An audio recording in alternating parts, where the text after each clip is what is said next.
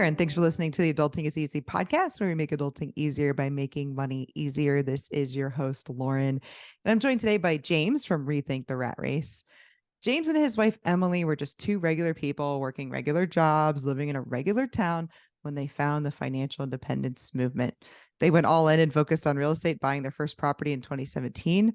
Within 2 years, they had 10 units and enough cash flow to leave their jobs. Now, they're still two regular people, but they live an extraordinary life of travel and adventure while self-managing their small portfolio. Thanks for joining me, James.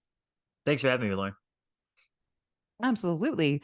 And I do want to introduce everyone to our sponsor, TouchStay. Are you looking for operational gains and brand build? Meet the easy-to-use platform that transforms your docs, PDFs, and emails into branded information that guests read and engage with time and again. TouchStay is in the business of helping hectic hosts and managers kill the time burn with simple tech, helping you to reinforce your brand through communication, skyrocket the guest experience, and create raving loyal fans. Their digital guest welcome books are rich with features, including guest email collection and first impressions feedback capture, plus free email and SMS guest memos, in addition to providing a single place of information and inspiration to get your guests excited for their stay, appreciative of your offering, and happy as Larry, as they say in the UK, to tell everyone about it. Guests love TouchStay digital guidebooks as much as hosts, even mentioning them in their reviews. Want to look good every time someone has a question? Look up touchstay.com and start the 14-day free trial today. So, James, our goal is to make adulting easier for listeners by discussing a personal finance topic, since managing money is a big part of adulting. And today we could tell from our sponsor, TouchStay, that we are going to talk about short-term rentals. But first, tell us a little bit like why FIRE and why. We heard you in your bio, you discovered the financial independence movement, but why go after it and why use real estate to do it?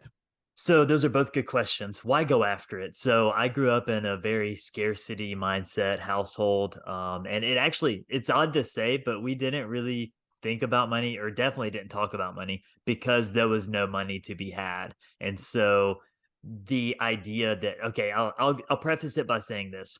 So both my parents are deaf, and in my mind, I heard, like, 401k or IRA or something like that just in passing. And I think that parents that have, or kids that have speaking parents, their parents are telling them about this stuff. And I'm thinking that I'm the only one that doesn't have access to this because my parents don't have access to the information. And so because of that, I was already kind of leaning toward like learning about this stuff. And so even at a younger age, I knew more about 401ks and IRAs than a lot of my friends did, because I thought I was the one that had to do the research because my parents weren't going to tell me. So all that is to say that I never would have thought that there was a time that I didn't have to worry about money. Just growing up, like, our cars were getting repossessed, like utilities were getting cut off, and it was a very different lifestyle. And so the idea that you can flip it on its head and say, if I choose to live a certain way and within a certain lifestyle, then I can have more than enough and I never have to work again. And that to me was just like a light bulb. And so from that, real estate became the focus because I am a very I have an addictive personality. If I am consistent in something, like, that is 100% of my focus, if I'm interested in it at all. And so real estate was the fastest route to reach financial independence, without a doubt. And so that's why we focused more on real estate than any other thing. Nice. And with real estate, you started with long-term rentals. Is that right? That's correct. So we actually had 10 long-term rentals before we ever did a single short-term rental. And then we converted one just by happenstance, and then fell in love with it. And so now we have 5 and 5. Okay. I was going to ask what the current portfolio looks like. Are those all single families? Do you have some duplexes too? So we do have some duplexes. So we have one duplex that is on both sides are short-term rentals. At one point, it was one side and the other side. One was a long-term, one was a short-term. But now they're both short-term rentals. We have another duplex that's both long-term rentals. So it's kind of like just a mix. So people ask me, what do you like better, short-term rentals or long-term rentals? Because I have a mix too. And I tell them things like, well, I have 9 short-term and 3 long-term. So that tells you, but you've got an even mix. Do you prefer one or the other? I really don't. There are parts of one that I prefer more than the other. I definitely prefer the income of a short-term rental, but I like the involvement of a long-term rental. And some of our long-term rentals, they just not in the location that would be suitable for a short-term rental, and even like the layouts and things like that. And so for us, it's just like nice to have a mix. And we even have two of our short-term rentals are actually medium term. So even within that, we've kind of got the gambit of residential real estate. That's cool. I'm really interested in medium term. I think that's the next thing that I am going to try. So you were managing your long-term rentals first from afar, and then you got short-term rentals and you were like, you know what? I can still do this from Greece. Is that right? That's pretty much how it went. So our first short-term rental, again, I mentioned that we kind of just fell into it. So we were getting ready to move overseas, and then one of our tenants turned in their notice to move out, and we only had like a week to place somebody. And we didn't want to rush the tenant selection process and just throw somebody in there that we were going to have to evict, or somebody that we didn't necessarily trust, especially when we're trying to manage it, like you said, from Greece or from Europe. So we got a co-host for our first property and just put all of our stuff in there. And it kind of worked out because we decided when we would come back, it would be an easy spot for us to crash and we could just block off the calendar. So it's kind of the best of both worlds. So when you went overseas, you had no home back here, really, except for that short-term rental. That's correct. Yeah, exactly. I love that. Of course, I have also done that in my past as well. What's the hardest part? What's the most challenging part about managing rentals from afar? At times it can be like the little thing, right? Like, so somebody says, "Oh, I'm out of coffee," or something like that, because we provide coffee at some of our places. And typically, like, it's something that would get restocked by the cleaners, but it might have been overlooked for one reason or another. And so it's not necessarily like it's not difficult, especially now. So it's hard to even say that this is the hardest part, but not being able to, do something really quickly, just like something super easy. So instead, we're having to order it on, a Walmart delivery or something like that. And so we're paying like 3x for it because now we're paying for delivery charges and stuff. But again, in the grand scheme of things, that's probably just the most common difficult thing. I guess another difficult thing would be if like there is a problematic guest and they haven't left, then who's the one that goes and kind of gets them out? I guess that would probably be the harder part. Have you ever had that happen? We have, but luckily it only ever happened while we were at the property. So we happened to be in town for Thanksgiving, and it happened on Thanksgiving Day. And Mm. somebody was there until our checkout time is 10 a.m. and somebody was there at 1. And so it was kind of an issue, but it all worked out. The guy left. It wasn't like he was purposely overstaying. He just was very bad about time management and doing anything remotely quickly. Like, it was the slowest thing I'd ever seen in my life. So you were there. That's funny. We've had one person who overstayed when the cleaner got there and they were like, no, our checkout is at 2. And the cleaner company's like, did you tell them they could check out? I was like, no, I didn't tell them that. And so I called them and asked them to leave, even though I was there. I was upstairs. I just pretend like I'm not there sometimes. And I called and I was like, hey, your checkout time has passed. And they said, oh, okay, we'll go. So they just weren't going to listen to the cleaner, but they listened to me.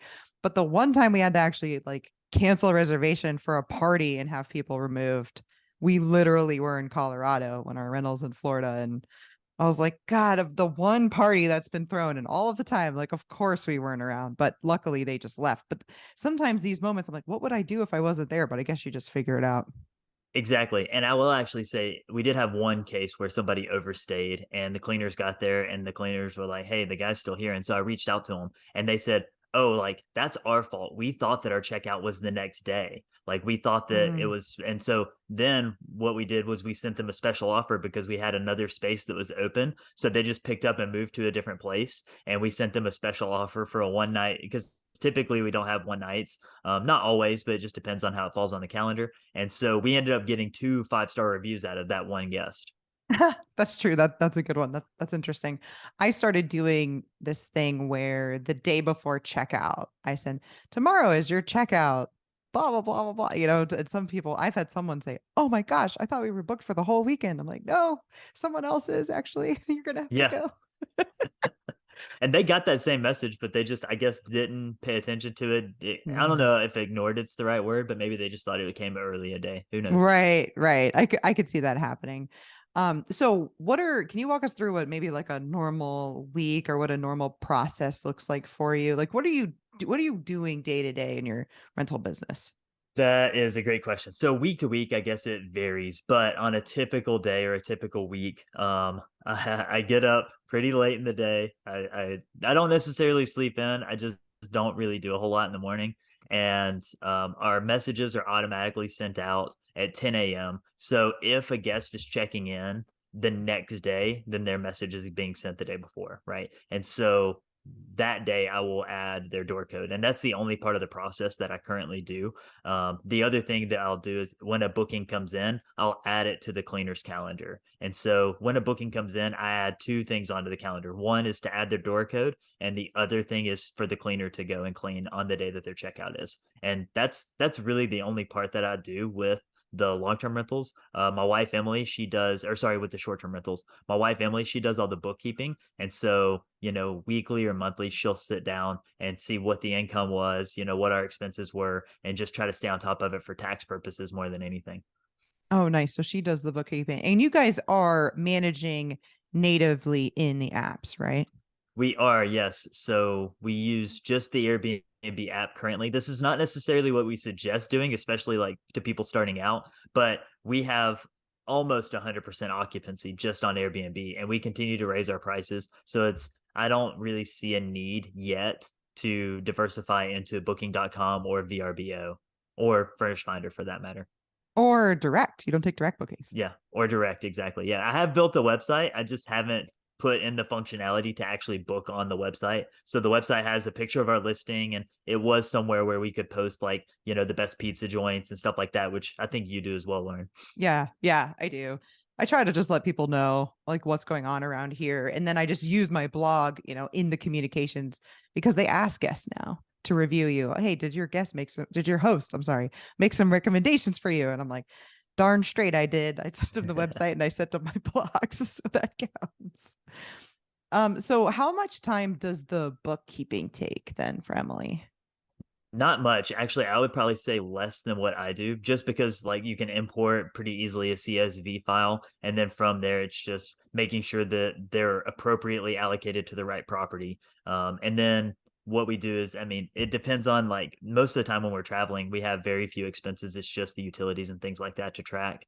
But when I'm doing a renovation, which I do enjoy doing at times, then at that point it's like tracking the Home Depot receipts and all this kind of stuff. And so if she doesn't stay on top of it, then it can become like a crunch time when it comes to tax time. So she's probably spending a few hours a week doing it at that point, as opposed to 15 or 20 minutes a week. Okay, got it. That makes sense. So that's something that she does weekly. I figured after if you waited for like a month, that would pile up a little bit. It can for sure, yeah. Especially again, if you're doing renovations or something like that, or there's unexpected expenses. The long-term rentals, because the income is so consistent and the expenses are so consistent, the only thing you're having to do is the occasional maintenance issue. And honestly, we have those so rarely that it's almost like you could just drag that for the whole month or year. What are you doing to manage the long-term rentals? Do you have some systems for that? I do, yeah. And so I like to use apartments.com. I didn't initially pick it. I will preface it by saying that I picked cozy.co, and it was one of the highly recommended free resources for self-management for landlords. And it got bought by apartments.com, but all the same functionality was in it. And so it's easier to keep all the tenants on that than it is to try to migrate them to another system. We also have heard good things about Avail, but and Stessa, but Stessa I think is more for the bookkeeping. But apartments.com, incredibly simple process. You set up the tenants on there. You can actually do a pre-screening questionnaire on there. They have pre-filled applications, or sorry, lease agreements that work for your specific area. So you can have like an Alabama specific one or a Florida specific one.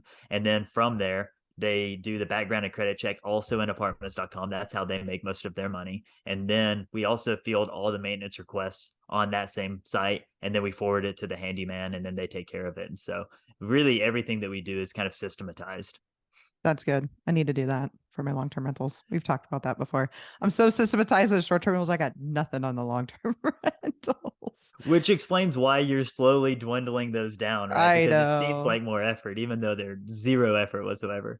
The effort for me comes in the beginning. And I understand that there's a lot of effort in the beginning with short-term rentals, but the short-term rental, it's not going to get trashed. I'm not going to have to, put somebody in there and have to do floors after a year or repaint it after a year. I have to touch up and stuff. And that's to me where it's like at any moment they can say, I'm not coming back, and it could be gross. And I don't know how I would outsource that turnover.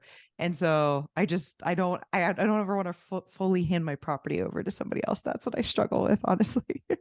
I can understand that, but I also think you're thinking worst case scenario. Like obviously there are evictions and there are things like that are hoarders, but most of our turnovers have been incredibly easy. Like there have been some that like somebody's moved in within the week, and so the people just left it so clean that there was almost Oh, nothing to do. And it also depends on if there's carpets or if they put holes in the wall, and so it depends on how long they've been there. I think if anybody's then been there like a very a lengthy amount of time, then you probably haven't raised the rent enough because most people would probably start looking for somewhere to go. So our average tenant long-term rental had been there for I think 3.5 years. And that's going to go down this year because someone just turned in their notice to move out. And so we're eager to have another turnover. okay. So when you have the turnover, you go there and you do that.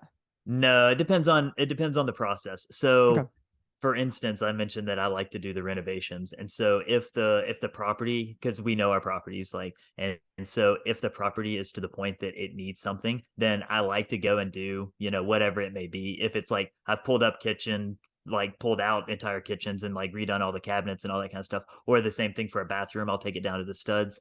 But if it's like a refresh, then I'm definitely not doing that. And honestly, probably I'm not doing it anyway. It just depends on if it's going to be a fun project for me. And so I hire out all the painting, I hire out all the drywall, I hire out all that kind of stuff, especially on a turnover, like carpets and all that kind of stuff. I'm not doing any of that. You'll only do it if it's the hard part, like the really hard total remodel down to the studs. You won't do it if it's like painting and carpet. Yeah, exactly. Because that's just so much easier to hire out. And sometimes I don't have a vision yet of what I want it to be. And so, especially with short term rentals, like I have an avatar in mind at the end. I want it to be for this person. And so I'm kind of picking as I go, like this or that. And so that makes it a little more fun. And so most of the time it's for short term rentals that we're doing the projects. But there have been times that I've done it on long term rental too.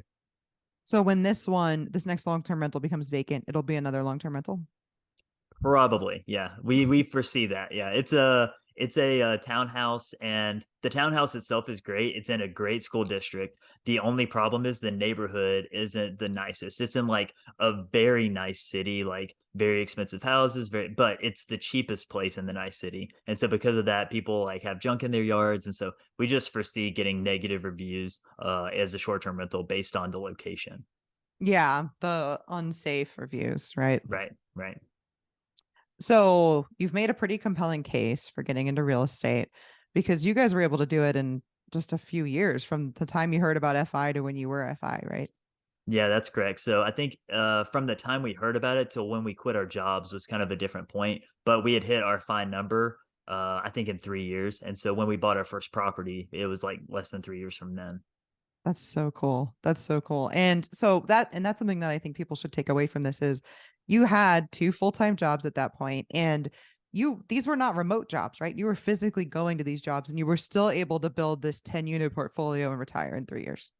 Yeah, exactly. And so my wife Emily, she had to be in the office the whole time, and my job at the end became a little more remote. And it wasn't necessarily a remote job, so much as I was like in this like middle management area of like gray where no one knew where I was supposed to be at any given time. And so I would hop on conference calls, but I would be out like painting a duplex or something. And so that made it a lot easier toward the end. But I was only in that position for like the last 8 months or so that I was working. Gotcha. So who do you think there's a specific type of person who can retire early? Yeah, it definitely takes somebody that has self-ownership. I think that that's something that is incredibly overlooked, and I know that this might not necessarily be a great thing to say, but if you don't feel like you have control over your life and you feel like, life is out to get you and that you can't change anything, early retirement's probably not for you, right? It takes somebody to say, I can control my expenses, I can control my income, I can create the freedom that I want. And I'm here to tell you that if I did it, I don't have a 4 year degree. I don't have any student loans, but that's the funny thing. Like people are like, "Oh, well, that's easy because you don't have student loans." I'm like, "Well, I didn't get a degree, so let's start there, right?" And I'm just here to say, like, if I can do it, I feel like anybody else can do it. I really genuinely believe that, but you also have to have the right mindset. You cannot be a victim in your own life and think that this is going to work for you. You cannot be a victim in your own life and think that this is going to work for you. That's awesome. I want to sit on that for a second. So Though, okay, so in order to retire early, you have to feel like you're in control of your life. That makes sense. Do you think, what are your thoughts on the I'm going to put all my money in index funds and use the 4% rule versus real estate? I'm not opposed to it. We personally invested in IRAs and 401ks. For us, it was the tax advantages of it than it was more anything else. But I definitely get the idea of not wanting to own real estate. Some people are just very risk averse, and so they would rather just pile money into the market, and that's okay. It's just going to take longer, and that's a trade off that you're making. Like you're making a conscious decision. I worked it out that if you invested in short-term rentals and you bought the right properties, you could do it in less than 2 years, or right at 2.5 years. To do the same thing in cash flow with the market, if you saved 50% of your income, you use the same amount of money, it would take you 13 years, right? And so we're talking like 11 years of difference. Like that is a trade-off. And so everybody's concerned about toilets breaking and stuff like that. Um, you don't get that with index funds, but in my opinion, you don't really get it with real estate either. Yeah. Okay. Somebody asked me again about the 3 a.m. toilets, and I was like, not one, still not one at all these Never happened. days. Never happened. I know. Like, are these people clogging their own toilets at 3 a.m.? Like, why are they putting this on me?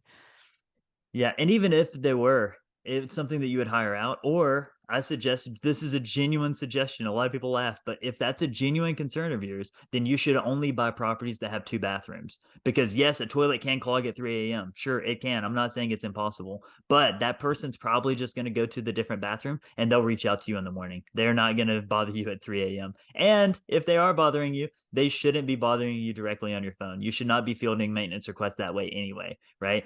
Our tenants know to only contact us if it's in case of an emergency. And an emergency includes a fire, flood, or blood. If it's not that, you're not contacting me. Fire, flood, or blood. That's almost like a t-shirt. So, any regrets from retiring early? Yeah. I wish I had more hobbies to fill my time. Uh, You just don't know what to do with yourself? Not always, but there are times like it ebbs and flows. It takes again a certain type of person to achieve this goal. And so there are times that I am like incredibly motivated to do something. And then there are other times that I'm like, I'm not doing shit for the rest of the week. And it's like running the gambit between those two things. It's like I feel like I should do something, but I don't really like I need to build a business. Like let's do something. And that's fun, but then when it comes time to actually like spend weeks or months doing it, I'm like, I don't need it. It's like I'm not as hungry as I once was. Right. But so when the motivation does wane, it always comes back. That's like my biggest fear that I leave my job, that my motivation, which has helped me to build Adulting is Easy into what it is and all these rental properties and my full time job, once that's gone, am I going to just like never have motivation ever again? No, that's not the case at all. I've created probably like 4 or 5 different businesses since we retired early, and it's fun to create. And to me, that's like just like a mental experiment. I'm building the websites and I'm thinking about how this is going to monetize and all this kind of stuff. And then I'm just like, okay, that was fun while it lasted. Like, let's move on to the next project. And so you still have motivation. It's just the avenues at which they're done. Like I'm not having to show up to a 9 to 5 job anymore. So I used to get up at 4 a.m. Every day, either to go to the gym, to work on a property, or to go to work, one of the three. And now I am not getting out of bed before like 8 o'clock, unless it's a flight. And even then, I'm like, let's just pick a late one. Yeah, I do know. Yeah, Eric wakes me up at 8 with breakfast most of the time. And I do have a full time job. Don't tell my boss, it's remote. Um, So what's next for you guys then? We talked about you've got one long-term rental that's coming up, probably going to be another long-term rental. But beyond that, what's next for you guys? So we actually have a property. It's not under contract right now. We have an off-market deal that we've sent over the contract to the seller, and we think that like we've agreed on a number. We've sent over the contract, so we think that we're essentially under contract for another property. But this is going to be a fun part of it. We're going to Europe for a month and a half next week, and so we're going to try to close on this property while we're in Europe, just to like one, it kind of falls within the range of time. Like we're not going to ask somebody, hey, let's do a 90-day close or something. So it falls in that length of time that we're going to be there. And so instead of trying to push it or, assigning a power of attorney, which we could do, which we may fall back on, we're going to try to close on the property while in Europe, which I think would be fun. And then have somebody go in like a TaskRabbit or something and try to essentially have the space ready for us. When we get back, we can launch it. That's what's next for us. Cool. I like it. I love just trying stuff like that. Let's see how it works. This is a silly example, but I ordered like a Wayfair couch and I bought the protection on it. I'm like, let's see how good that is when a guest messes it up. Like, let's see if I can use this. I'm always like curious about that stuff. Yeah, exactly. And you never know until you try. And then if it works, then you can add that into your systems. If it doesn't work, then you can kind of adjust from there. And it takes experimentation to get to that point. So these deals that you've been doing since you've been retired, are you mostly like trading up? Are you expanding out? What is that looking like? I would say trading up's probably the closest apt description for it. So our first property was a really crappy duplex in a really crappy area, but it made us real estate investors, and it takes the first deal to like get there. And so we sold that property in the height of like COVID sales, like somewhere in 21, I think, maybe late 2020, and used that money to buy another property. So we sold a duplex, and since then we've bought two other properties. So we're still at 10, and this is going to get us to number 11. And it's just like kind of trading up. We did a 1031 exchange, which I wish we had just to do the process again. But yeah, so that's essentially what we're doing. Okay, cool. Yeah, I always wonder if I'll do deals or not once I'm retired, or if it's like, nope, this is it. This is what got me retired, and I'm just gonna ride this from here. But maybe that's because I'm burnt out. That could totally be why.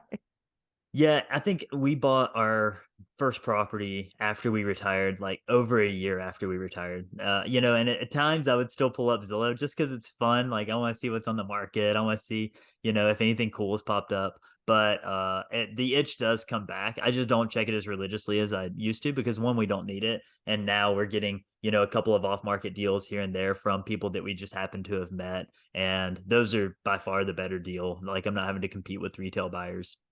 It's so true. Yeah, that's how we ended up buying our fourth, which brought us to 14 doors, is an off-market deal. And we weren't really looking, which is it's kind of a weird thing for me, at least, to be buying it and being like, there was no build up because it just kind of fell into my lap. But I mean, a deal's a deal. I'll take it. Exactly, exactly. You take them where you can get them, especially if they fit what you're looking for, right? Like there are some deals that have popped up that I'm like, I'm not interested in it, but I might know somebody that is, and so I'll forward it to some of my friends who are still investors, or at least still hungry investors. Because I would take any deal that popped on the market at first, and now I'm just a little more strategic about what I want to dive into. Sure, that makes sense. So if anybody out there is listening to this because they're on the fence about getting into, say, short-term rentals, what would you say to them? I would say that it's a lot less scary than you would think. I just helped somebody launch a short-term rental, and they were on the fence for years. And it took them at the end, it was like pulling teeth to get them to like do what needed to be done on it. But it is their property, it's their life. But I will say it's not as scary as you think. People want to book your space. You want to host them. You want people to have a good time. You want to make money, and it provides a lot of flexibility. Like we block off our own spaces and stay there when we need to, or our family will stay in them at times. And so it is not as hard as you think it might be. And worst case scenario, you just sell all the furniture back out of it and turn it back into a long-term rental if you want. And that's the worst case scenario. Right. I always tell people that. I mean, what's at risk here? The furniture. That's Right. really it. And Yeah. there's Facebook Marketplace. Like somebody will come pick that stuff up. Exactly. Exactly. Is there anything else you'd like to add, James, before we wrap up? So for your listeners, we actually have a free resource, and you can find that at rethinktheratrace.com/adulting is easy. And what this is a calculator that you can punch in to show how much money you make as a short-term rental versus a long-term rental. So just to repeat that, it's rethinktheratrace.com/adulting is easy. All right, perfect. I will put that in the show notes. And why don't you let people know where they can get in touch with you? Sure. So I mentioned it. RethinkTheRatRace.com is our website, but we are probably more active on Instagram and on Twitter as well to a lesser degree. But we're really more active on Instagram, and you can find us at Rethink the Rat Race. Yeah, your Instagram videos can attest. They're hilarious. My favorite are the shit post Saturday ones. I mean, you get people on that every time. I love it. It's my favorite part of the week, I'll be honest. Me too. Me too. So you guys can follow me on Twitter at Adulting is Easy, on YouTube at Adulting is Easy, new to Instagram at Adulting is Easy Real, or you can email me at realadultingiseasy@gmail.com. If you like this episode, check out episode 103 when James and Emily joined us, which was basically called about fire using real estate, and episode 148, which was called New Investor Buys 1 LTR and 2 STRs in the first year. Thanks again for listening, everybody. Hopefully, James and I have made adulting a little easier for you.